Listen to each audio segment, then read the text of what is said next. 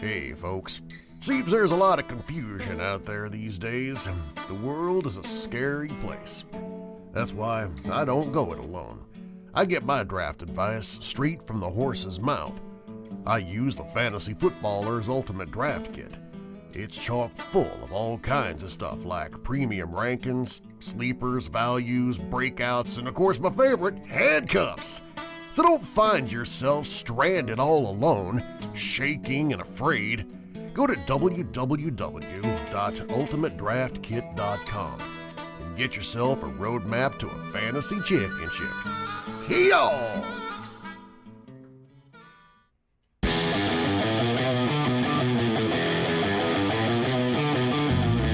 Welcome to the Fantasy Footballers Podcast with your hosts, Andy Holloway, Jason Moore, and Mike Wright. Yeah! Oh. That harmonica, man. That was Jason on the harmonica. Yes, sir. If there's one thing he's known for, it's his campfire tunes. Welcome to the show, the Fantasy Footballers. We're back again Tuesday, May 17th. The year is 2016. The fantasy football season approaching is the 2016 season, and we are excited about it. We've got a great show today. I'm telling you, this is one of the best. Sure, David Johnson's not on today's show, but it's still one of the best shows. We are talking about... We've got the best shows. It's going to be huge. We've got all the shows. We've got all the shows. Listen, we got news and notes on the show today. We got a mailbag, listener questions, but the main event is going to be what we're dubbing 10 things to remember for the 2016 season. 10 things that you need to remember as you prepare your fantasy football team for success in 2016.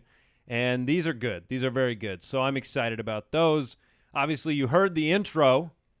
Pretend Sam Elliott was back again, telling you about our draft kit that you can get over at ultimatedraftkit.com. You can connect to us also on jointhefoot.com, our fantasy football community, on Twitter at the FF Ballers, and we're also on YouTube, the Fantasy Sports Network. We're on Facebook. We are everywhere. We're on Snapchat, right? We are. We're on Snapchat we don't as well. snap as much as we should, but we are there. We're doing the best we can. And occasionally the snaps will come through. Yeah. And Instagram too, I guess. And you can check us out on the web, thefantasyfootballers.com. That's where you can submit questions to the show. We always choose mailbag questions to answer on the show.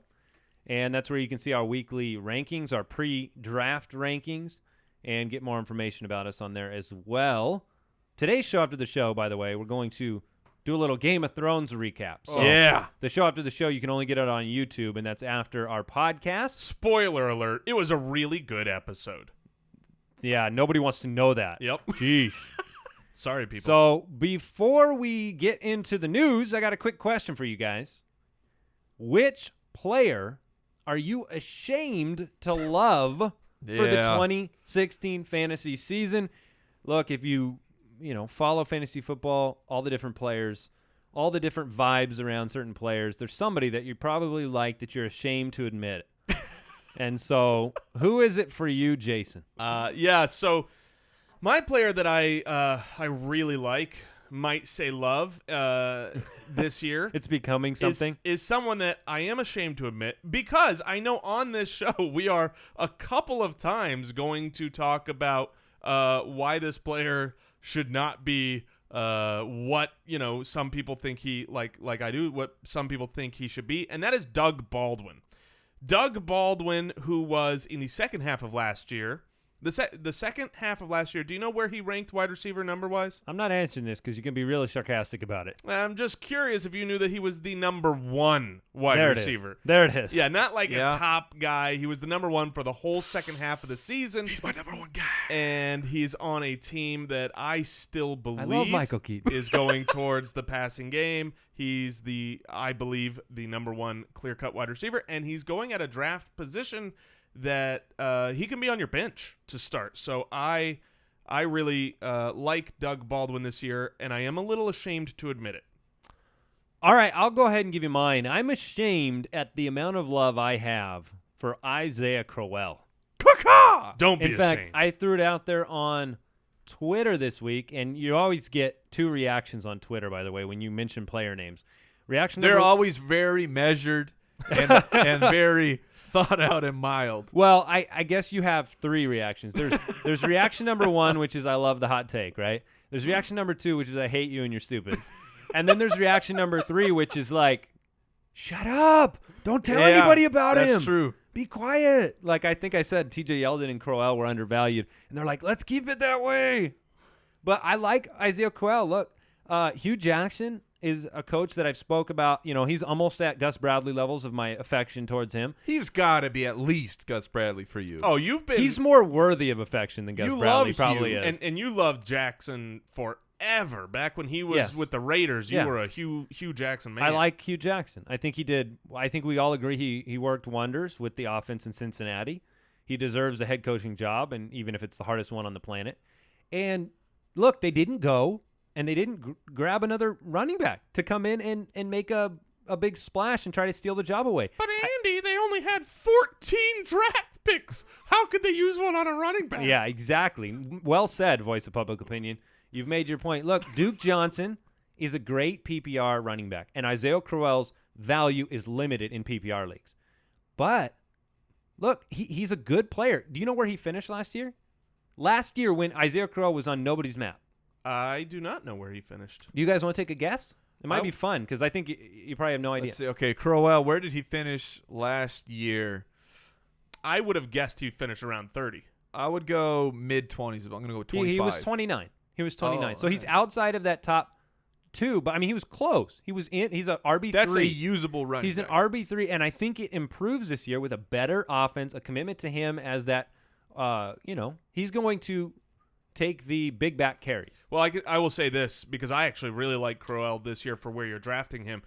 He is the starting running back. Yeah. The clear first and second down running back on a team that, he's being drafted behind many, many, many other backup running backs. Yeah. So, Mike, who is the player that you are ashamed to like for 2016? So it's a guy that I've been rising on. I was talking to you guys about it in the studio, and it's not that he's bad or anything. It's just there's this weird perception about him in that he's not a useful fantasy player, and that's T.Y. Hilton. And it seems strange. I understand it's strange for if people are hearing it, and you think, well, but Hilton's been great. He's been good, and that's why I'm rising on him. But it doesn't feel like he's been great. However, 3 straight years over 1,000 yards. He's averaging about 135 targets a year. Even this year, I mean, the efficiency went way down. You can't blame him. Matt Hasselbeck was the quarterback generally the entire year, and when Luck was in, he stunk. So Hilton seems to be getting pushed to the back of this line of a tier when he's well in the conversation, at least should be. I think that's a pretty good take. You're right about his perception and the way he feels right now because I don't end up wanting to draft him in mock drafts. I don't end up wanting to look at him like what he actually is and the kind of value he provides. Right now he's going behind Kelvin Benjamin. Ooh. 3 straight years of 1,000 yards. A rookie. And a big contract. Right. Behind a rookie who's coming off an ACL injury and was the king of garbage time when he played. He was drafted as the number 9 wide receiver off the board last year. It's just perception about what you think of the Colts offense and Andrew Luck. So he's definitely undervalued right now. All right, let's get into the news. News and notes from around the league. All right, Zach Zinner's younger brother, Jared Hayne, has retired. Oh, wait, that's not the same thing. There's sad news down for our brothers and sisters down under. Well, not really. I think he gets to go. I think he's going back down under to play rugby. So, well, but they wanted to see him succeed in the NFL. So Jared Hayne, 49ers running back, kind of multifaceted athlete. A lot of there's some hype from somebody. I think somebody on this show said, "Oh, what will Chip Kelly do with him?" Probably Mike. No, probably Mike. No, there were news blurbs coming out, people saying that they're excited about him. But well, he's retired, so not going to perform this year. Goodbye. Hue Jackson said it's too early to name a starting quarterback, so did not give the full endorsement. Yeah, the full yeehaw. It's not too early for Andy to name a starting quarterback. It isn't? No. Who's it going to be?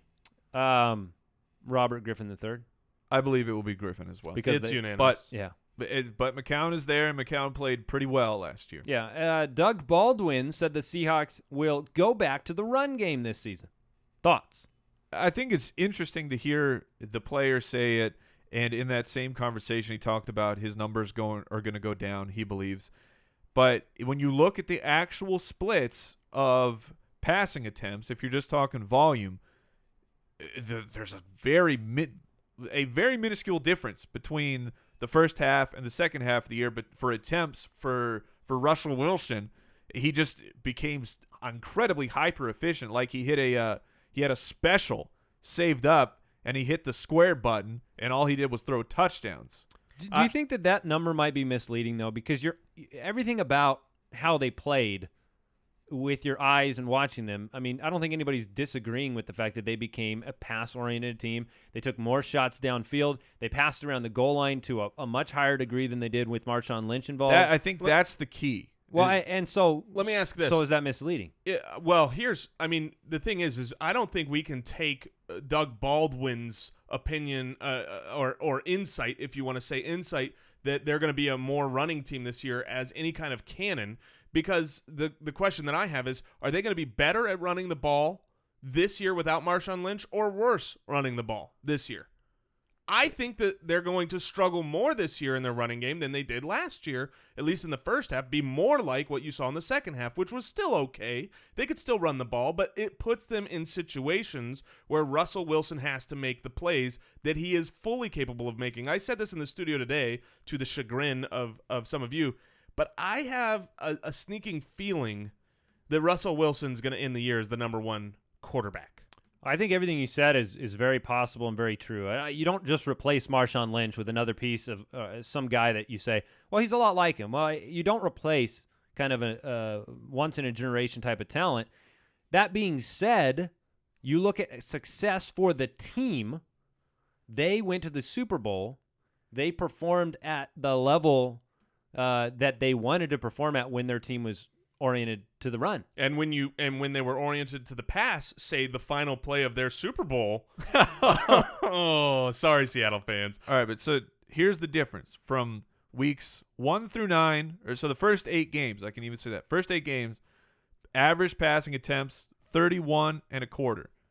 Last 8 passing attempts 29 and a quarter. So they went down 2 attempts, but that to me is not a shift in who you are as a team. I think the running efficiency you talked about went down because they lost Thomas Rawls and they lost Marshawn Lynch. You had Bryce Brown and Christian Michael. As much as I wanted Michael to succeed, and he was okay, he wasn't Rawls, what Rawls was able to get done last year.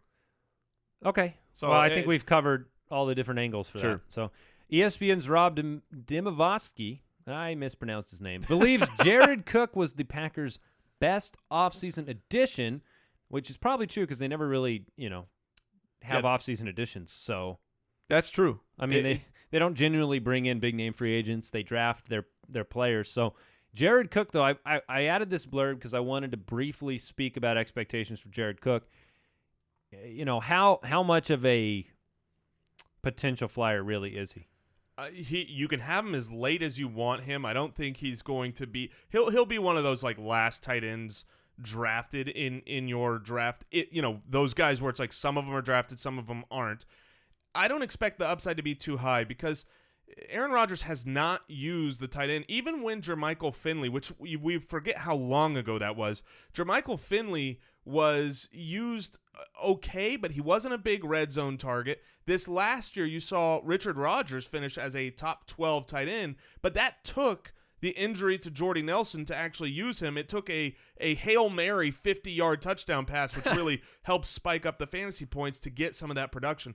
I think Jared Cook is okay. He's a talented player in spurts, very promising, but I just don't think that the Green Bay Packers are really a team that utilizes the tight end, and most people will be disappointed. I think the upside to me is you look at Richard Rodgers last year. Like Jason just said, he finished 9th for tight ends If you want the tight end who's going to finish 9th because he will give you a great game here and then kill you for 3 weeks, then and the thing that's is who Cook Richard will be. Rodgers isn't going away. He's not just like, That's oh, fair. okay, Jared Cook's here. Now he's the guy. Richard Rodgers just disappears. Now both of these guys are going to be splitting and fighting with each other. It also took the injury last year not only to Jordy, but what was the other tight end? Corliss? Yeah. I mean, so leaving Richard Rodgers the only guy. We call that Sam Bradfording. Is when a new player shows up, you just leave. I thought you meant when Jared Cook's on your team too, because Jared Cook Hey-o! and Bradford didn't work out together. Everybody thought they would, that's for sure. But Cook is perennially inconsistent, that's for sure. All right, before we get into our 10 things to remember for 2016, before we dig deep and pull out some nuggets for you, I want to tell you about our friends, good friends of the show, pristineauction.com. You've heard us talk about them. Go to the website, go to pristineauction.com, click on the football section on the side, and click on the daily auction sort. And you can see hundreds of daily auctions that will end tonight. So you can go on and browse all of the different amazing autographed memorabilia that is on there. There are autographed game-worn shoes. I saw some turf from a stadium on there the other day. There's a lot of autographed gear. We have some in the office. And so you definitely want to check them out. Everything's authentic. These are good guys. They're from out here in Phoenix, and we've been over and seen their warehouse. And so we really recommend them. Go check it out, pristineauction.com. That's Pristine auction.com. We think you're really going to enjoy the website.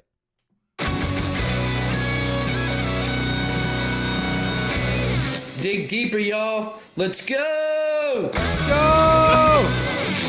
He really wants Pulling to go that from the somewhere. archives. All right, let's dig. Let's dig deep. Let's give the Foot Clan 10 things that they need to keep in their brains as they get ready to draft for the 2016 fantasy football season. Mike, we're going to let you kick this baby off. I'm going to kick things off here with the aforementioned Jason's favorite player of all time, wide receiver for the Seattle Seahawks. That is Doug Baldwin.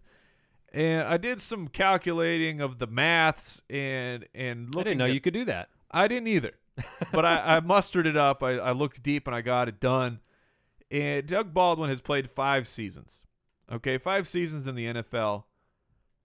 38% of his career touchdowns came in a 5-week span last year. Is that a lot? 5 seasons. Nearly 40% of his touchdowns in 5 weeks. Wow. That's called. So what does it mean, Mike? He's on fire. That's called an anomalous stretch that is not repeatable. And currently, Doug Baldwin is going at the back of the 4th. I don't mind taking the chance on a guy who did that in 5 weeks, put up 40% of his touchdowns. It's worth the chance to put him on your team and see how it goes. But if you are looking through the final scores and go, oh, Baldwin, wow, he did great last year. You need to take a closer look at the numbers and realize that is not who he has been for 4.5 seasons. So are you advising us to forget that part of his season last year rather than remember? What is the key for the listener here and where they value Baldwin? The key to remember is just that's a near impossible thing to duplicate.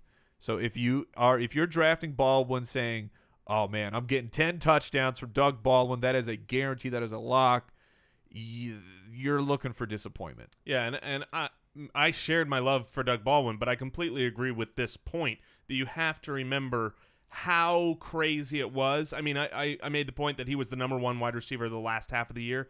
He has 0 chance. Very sarcastically, I might add. He has 0% chance to finish as the first wide receiver, or I would say even the top 5. But for where he's being drafted in the 4th round, I still like him. I will take the reins, if you will, and go to the next. What do we need to remember? Nugget to remember. I'll stick with the wide receivers that we're talking about here and take a time to remember the rookie wide receivers in 2015 and really R.I.P. to remember the rookie wide receivers even beyond 2015, because here's what's happened.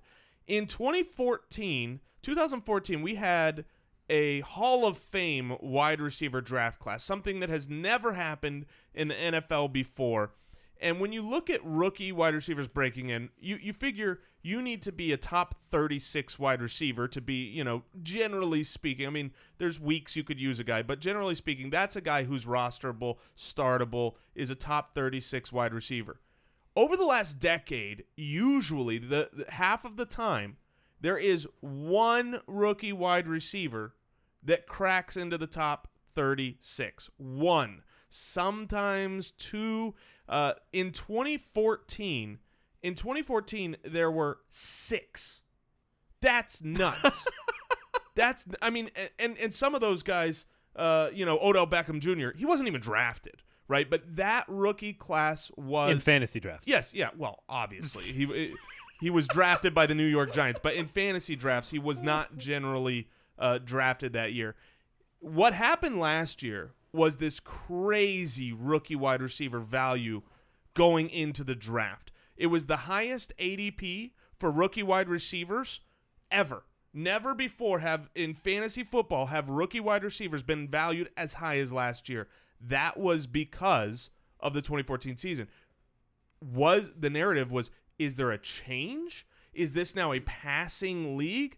Well, in 3 of the last 4 seasons, there's been one rookie, including last year, one rookie that cracks the top 36 at the wide receiver position. So I am telling you. Are you talking PPR or standard? That was PPR. Okay. So the point here, and I got some of that information. Kevin Cole, great guy over at RotoViz. I saw some of those stats. I did a little bit more research into it, but it just says to me this year the rookie wide receivers are still being overvalued in redraft leagues. I don't think I'm going to have a single rookie wide receiver on my team unless it's like a Tyler Boyd really late or someone like that. Real quick, what did you take when you heard that Corey Coleman had reported out of shape? Did you see that news blurb? I did see that, and I think it says... is that just motivation from Hue? No, I don't think it's just motivation. I think that if Kevin Coleman showed up in great shape, he would not... Corey Coleman. I think Kevin Cole has left RotoViz, and he has joined the Browns. Yeah. If he showed up in great shape, Hue Jackson's not going to say, he's out of shape. Yeah. So I think he was out of shape. All right, so I'm going to give you mine. Let's remember for 2016, and I'm preaching to myself, all right? More than anybody. Definitely not to Mike. You're looking in the Definitely mirror. not to Mike. Look, remember the power of the scatback. Yeah, exactly. Not that. No, the power of the scatback, the third down back, the running back that does not have a chance to be the bell cow. We're talking Danny Woodhead, all right, who ended up the number 8 running back in our half-point PPR league with double digits in 7 of his first 9 games. Even if he gave you, now he ended up 8, so he gave you consistency almost the entire season. But even if you only had him for the first half, that's double digits in 7 of 9 games. Consistency, powerful in a PPR league. Gio Bernard, he ended the year at number 19, but he started the year with double digits in 9 of 10 games and carried teams that didn't expect to have a powerful running back out of Gio Bernard where he was drafted. Even second-tier guys like Bilal Powell and Theo Riddick had big-time years. Bilal Powell ended the year with 5 of 6 weeks in double digits. Theo Riddick was just outside the top 24 in PPR leagues. I have a problem, and the only way to fix this problem is to say these numbers out loud to myself, because I always want to take the guy that I think can turn into Adrian Peterson in the fantasy universe, right? Like not actual Adrian Peterson, but the guy that if things go right, he could be a 300 carry running back stalwart for my team. But the problem with only approaching the fantasy running back position with that mindset is that you ignore all that. Deion Lewis is another guy I didn't mention, right? Who's very high. And Charles Sims. So there are a lot of other guys out there. Those are the ones that came to mind right away that we need to remember that you can actually, I think this is the message to myself, you can lean on them a little bit. You can lean on those guys to carry you through weeks. You can take a chance on them later in your draft as the RB 2-3 option on your team, and maybe even better if you pick the right guy. So remember the power of the scat back. Resist the urge to make every back that you pick at 300 carry guy. These guys can catch the ball and they can do it. Yeah, I mean, we all wish we could walk up to the redwood, give it that one spinning roundhouse kick, and the tree goes falling down. You got to keep chopping, man. These guys who are going to give you the consistent 7 or 8 points to boost your overall score, that's great. And people tend to overlook that because right. they want the home run. And if you pair those scatbacks with stud wide receivers, which I think is a strategy a lot of people are using this year, you can piece your running back together in a way that in years before you couldn't. You really couldn't piece the running back position together. You had to have one of those studs or you've got garbage. Sure. So Mike, let's get your next one here. My next thing to remember for 2016, AJ Green has never caught less than 1,000 yards. He has never had less than 1,000 reception yards. How do you catch a yard? Yeah, I've never tried to catch a yard I understand before. it came out funny. So let me rephrase this. AJ Green has never had less than 1,000 receiving yards All right. in a season. Well, that's pretty good. He has the longest active streak of any wide receiver. That's at 5. He is currently going in the second round, high in the second round, which, like, oh, that's high, except he's the 7th wide receiver off the boards. I get it. For some reason, there's a AJ Green is not nearly the sexy name as the other guys like Dez and people going in front of him. But 1,000 yards, I mean, you're talking a level of consistency that no one else has going for them in the NFL right now. The Cincinnati Bengals have lost their wide receiver 2 and their wide receiver 3 option. 150 targets are gone from last year's team. Absolutely. And you're talking about AJ Green in the years when it was just Green. Andy Dalton threw so many targets to AJ Green that he's finished multiple years in the top 5. So I don't think it's that people are overlooking or neglecting AJ Green completely, but for whatever reason, he is the 7th wide receiver being drafted when he has the longest streak of 1,000 yards. Yeah, I think that's a great guy. And he's a great touchdown machine. I know Eifert came on the scene huge last year, but AJ Green is more than capable of giving you double-digit touchdowns. Yeah, I mean, I think the guy he replaced for most consecutive weeks was Calvin Johnson, was it not? Yes, it was. And so you kind of have that dynamic that you love with a powerhouse wide receiver where you have a quarterback and a wide receiver that have been together for a long time, like Stafford and Calvin were, like Romo and Dez are. There's nothing to not like other than the ho-hum perception of A.J. Green that for some reason – maybe it's just he does it too much, and we've grown numb to the fact of how great he has been. Well, we all have him higher. Right. We have him at 4, 4, and 6. If the ADP right now is 7, so we all agree on that one. And I will say this: each season he has played the full 16 games, double-digit touchdowns. Yeah, I mean that's what else can you want? And that's pretty good. Yeah, I'll take 10 touchdowns and 1,000 yards, please. All right, All right. Jason, what's yours? Well, this is another good segue because this is another quarterback wide receiver combination that is going to grow together, and it was replacing Calvin Johnson. Mine is to remember the Detroit Lions change last year in the second half of the year. This is going to affect mostly to me Golden Tate, but the reason that I bring this up to remember is because what is your guys' perception of the Detroit Lions right now? Are they a good team? No.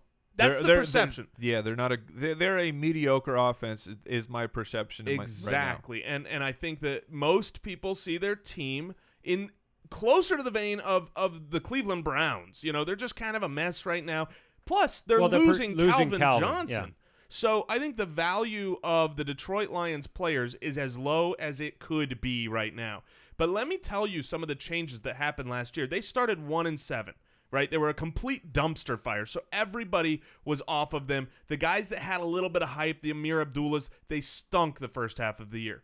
Golden Tate disappointed people. They fired their offensive coordinator after the Minnesota game in, I believe, week 7 going into week 8, right? And that was Lombardi, who, in my opinion, should never have been the offensive coordinator for a team. And if it wasn't for his grandpappy, oh, come on, Lombardi probably would never have had the job. So they fire him, and they bring in a better named guy, Jim Bob Cooter.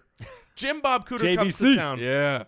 Let me ask you this, and I think you guys might know the question, but the first half of the year, Matthew Stafford under Lombardi was the 20th ranked fantasy quarterback. The second half of the year, they had a week 9 bye, so it's a perfect split. The second half of the year, what quarterback rank was Matthew Stafford? I'm gonna say 6. That's I'm my looking guess. at That high? You think that high? You're not high enough. He was 4th. Okay. Wow. He was the 4th highest quarterback the second Well, half of the he year. stopped throwing interceptions too That certainly. Well, yeah. I mean, because the offense was working for him. exactly. Lombardi came from the Saints. Yeah, Lombardi came. Mike's mind is blown. Lombardi came from the Saints for 5 years as the quarterback coach for Drew Brees.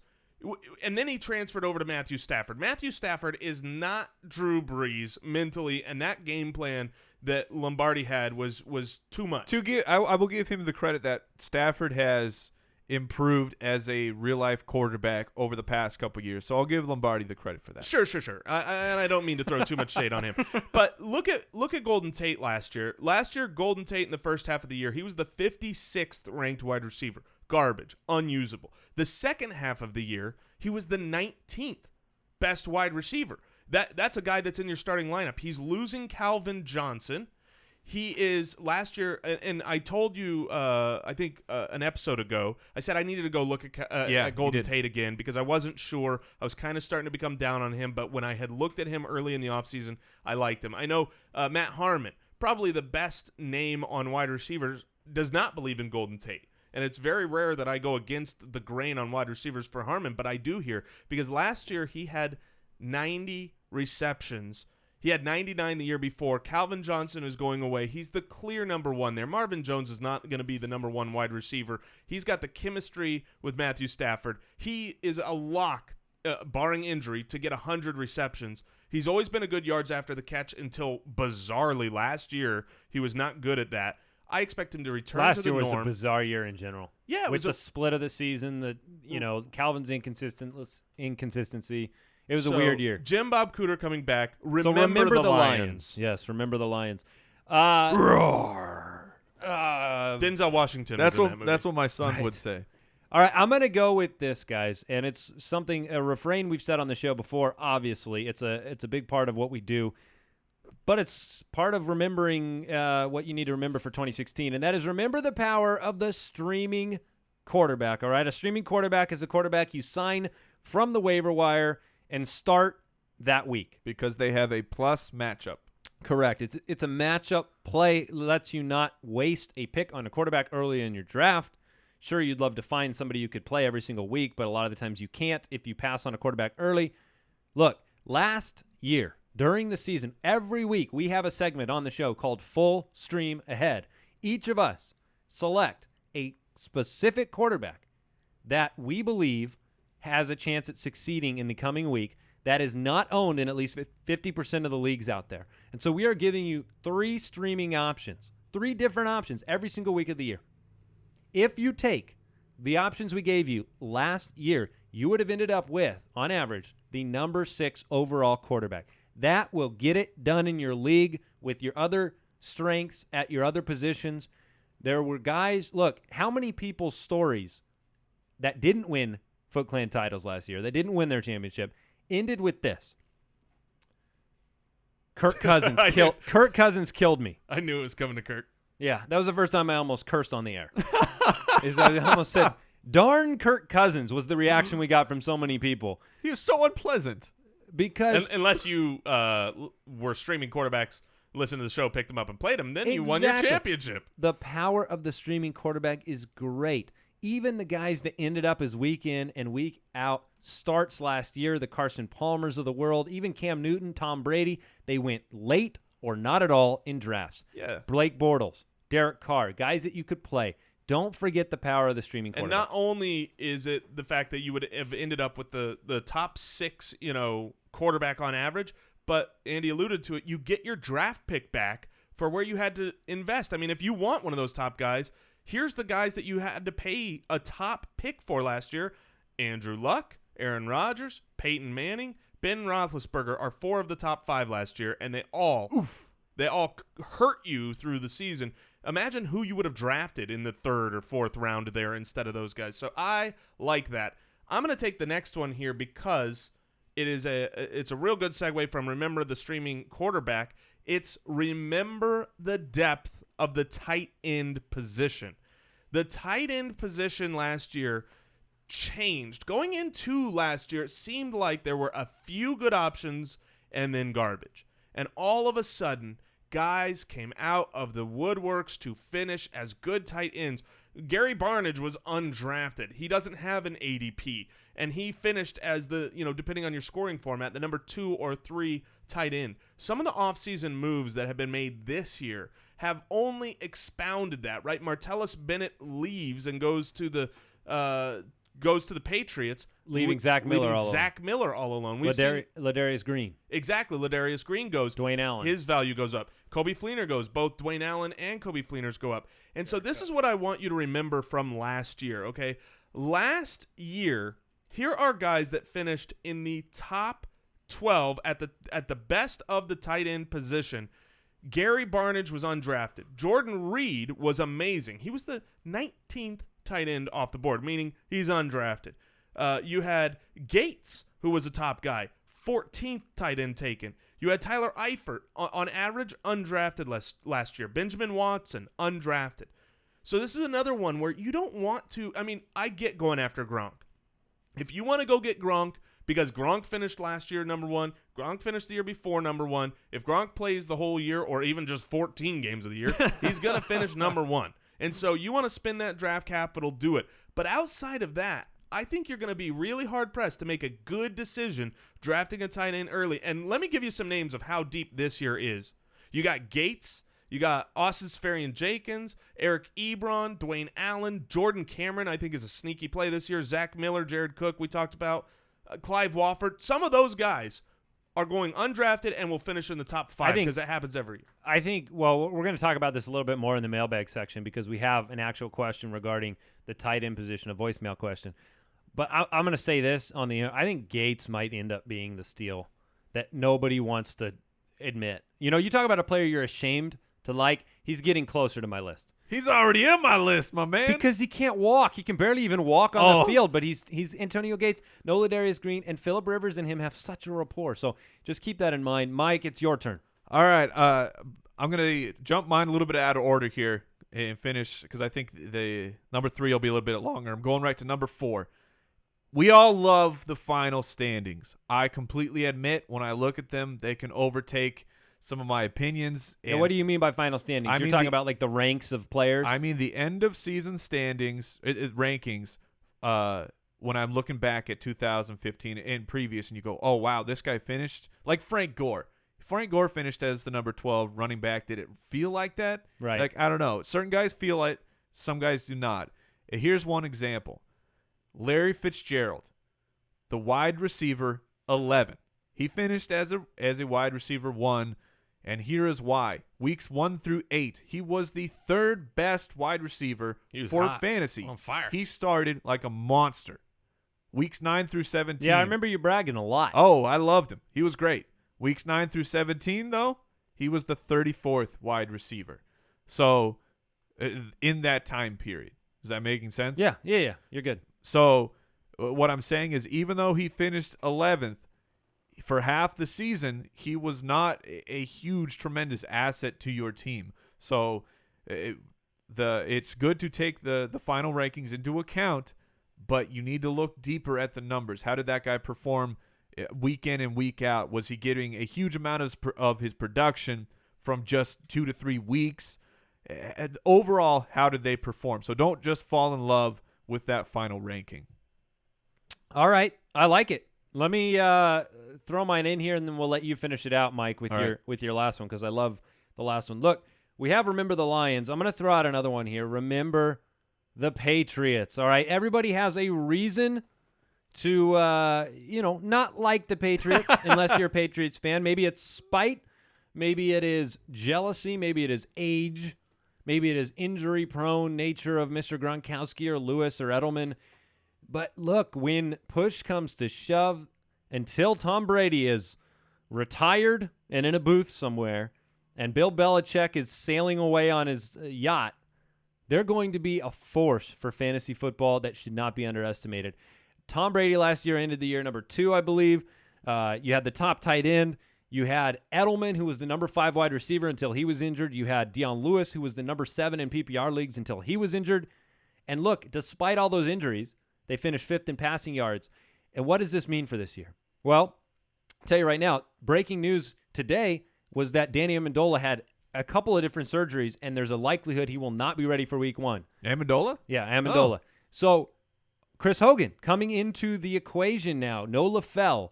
You have Edelman returning from an injury. Does Hogan make an impact? The yards will go someplace.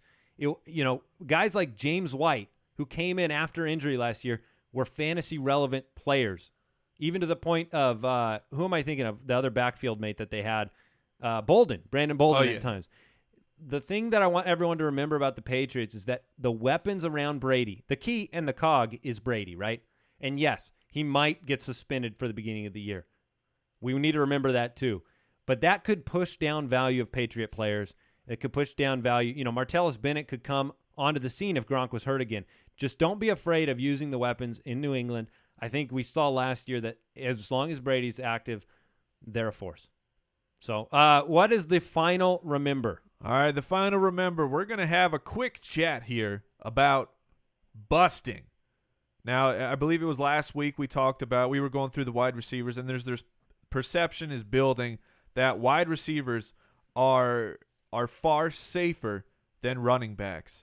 And I finally compiled all the data from last year to look at it. And as we expected, wide receivers were a lot safer last year. And here's my bust parameters. If you were taken as a top 12 guy and you did not finish in the top 24, I considered you a bust. Okay. So of wide receivers in the top 12, there were 3 busts: Des Bryant, Randall Cobb, and Alshon Jeffrey. Running backs was brutal this year, and especially because of it was the top guys who busted out. There were 6 busts in the top 12. All right, so 50%. Now that you can go back to last year, or 2014, I should say, 3 busts for wide receiver, only 3 busts for running back. You go back to 2013, 4 busts for wide receivers and 6 for running backs. 2012, 4 for each. So this idea and that how many running backs were this past year? 6. Okay, so this year seems to be more the anomaly. Yeah, well, 6. I mean, it's happened before, and the worst part about this year is when you look at it, the final top 15. There was only 4 of those guys taken in the top 12, which is by far the lowest number in the 4 years I'm talking about. But to say that overall that there's this huge discrepancy of running backs busts, wide receivers just don't. They're safer. I don't think it seems like the research that I have done, that's just not true to say that it heavily skews to wide receivers.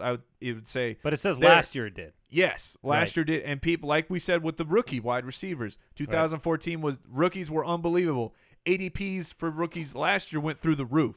So running backs are going to fall. Running backs will become a value pick. You're going to get stud running backs in the top of the second, where that's not something that used to happen. Yeah. I mean, all offseason last year before this week or this year where, the running backs busted out a little bit more, the refrain was just the value that you get because there's position scarcity at the running back position. There is the issue of that position being depleted quicker than wide receivers. And so lots of things to consider for drafters this season. Any final thoughts before we get into the mailbag? Jay? Just excited to get to the mailbag because we have the best listeners. Mailbag. Yeah! We do have the best listeners. We get a lot of questions, and we do our very best on Twitter, on the show, and everywhere else that we're connected to answer as many as we can, especially on jointhefoot.com. We answer a lot on there as well. If you want to ask a question, submit a question, you can do so on the website, thefantasyfootballers.com. Click the submit a question button, or you can dial our voicemail hotline, 302-464-TFFB, and we're going to start off today's mailbag segment with a voicemail question. I promise we will. Hey, fellas, how's it going? I was wondering how you guys felt about this. So, as I'm doing my mock drafts, as you guys highly suggested, I've been, paying attention to, different positions and who's going where and who's ranked where as far as every single position. And it just seems like to me that above even waiting on quarterbacks, at tight end is something like you should supremely wait for. I remember the show where you guys were going through the difference in each tight end and what they had, and all of them seemed like pretty similar. If Jordan Reed is presumed the number 2 tight end to go off of the board, I can't take that risk and draft Jordan Reed past, I don't know, maybe the 4th or 5th round, because it's just too risky. As good as he was, he's still very, very injury prone, and I wouldn't take the risk drafting him in the 2nd or 3rd round.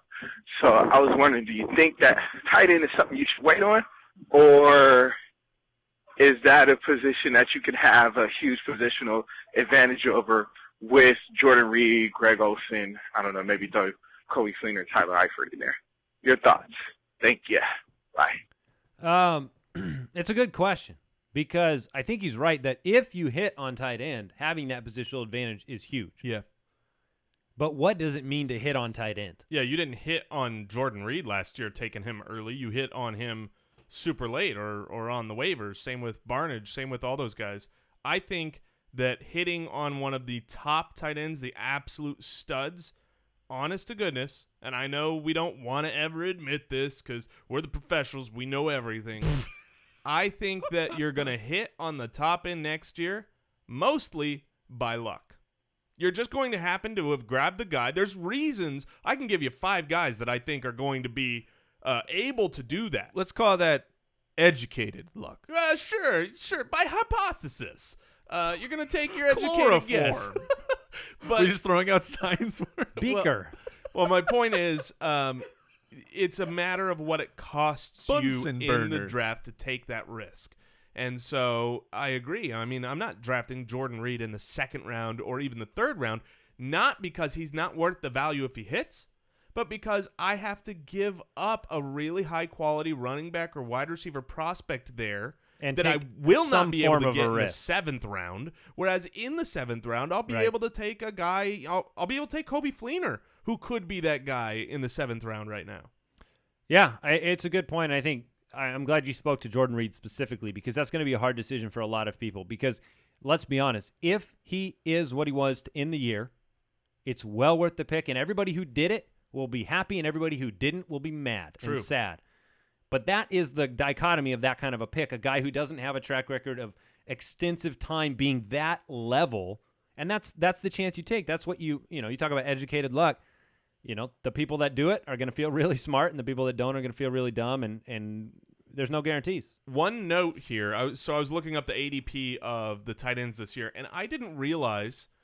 So Rob Gronkowski, this is completely different. This is off topic. Rob Gronkowski and the Patriots have a week 4 bye.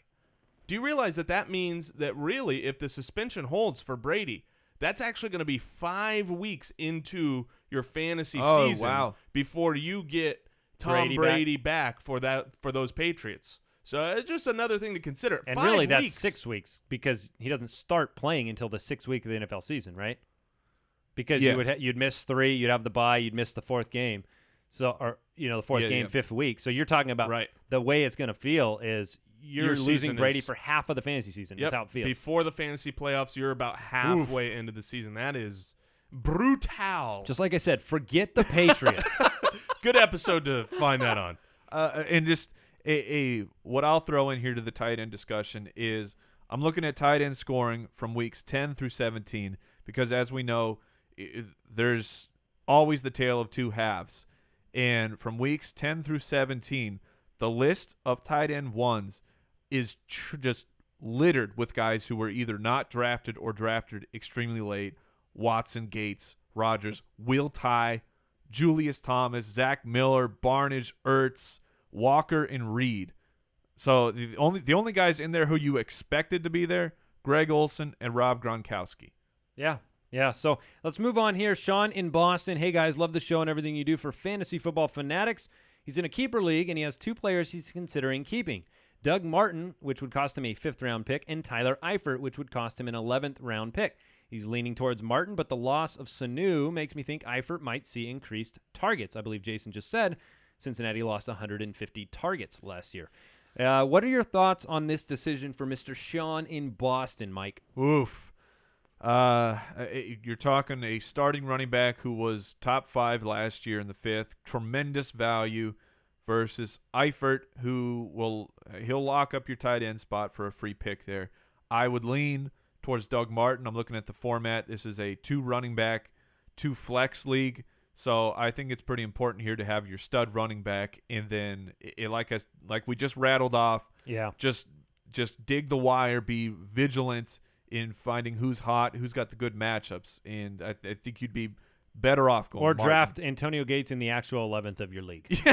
Who will probably finish who might as good finish as like his Eifert. Yeah. All right. You agree with that, Mike? Or I mean, Jason. Yes, I do. Jason. Yes. All right, Anthony in Tampa. Who should I keep in the 8th round? Hey, Eifert's back.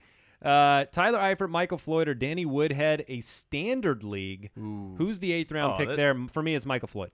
For me, it's Michael Floyd as well. For me, it is Michael Floyd. I'm going to take that Oh, my goodness. upside. We need to come up with, is this the sound of agreeing? That might get old. All right, let's go to Jimmy in Anaheim, California. Hey, guys, love the show and looking to bounce back after finishing in 2nd in all my leagues. Oh. Wow, you were so close. I was wondering if you guys could make, or show me where to go, tiers for your rankings. I think tiers is the best way to go, and I want to see yours. I agree. Hashtag almost FootClan title. Jason, I know you can speak to this. Yeah, tiers are the best way to draft. That is something that is very difficult to do consensus-wise. Takes us a lot of time around the table. We are doing that this year. It is a part of our draft kit on ultimatedraftkit.com. We basically have on there, we put up all of our rankings on the website. Those are free. The premium rankings that we have they will show you the exact projected point total along with the ranking and a video breakdown of those top 100 players for each of them. So that's just a little bit of insight of what's coming in June. And tiers are in the there. tiers. So I agree. Tiers are very valuable in the way that you draft, and so we definitely want to spend the time to break those down. Draft in tiers and watch your opponent drown in them. Drown Oh, in that's even tears. better. All right, that does it for today's episode of the Fantasy Footballers. Be sure to join us on Thursday. Check out the website, thefantasyfootballers.com. Check out the show after the show on YouTube. We're talking some Game of Thrones recap. And, I'm excited. Game of Thrones!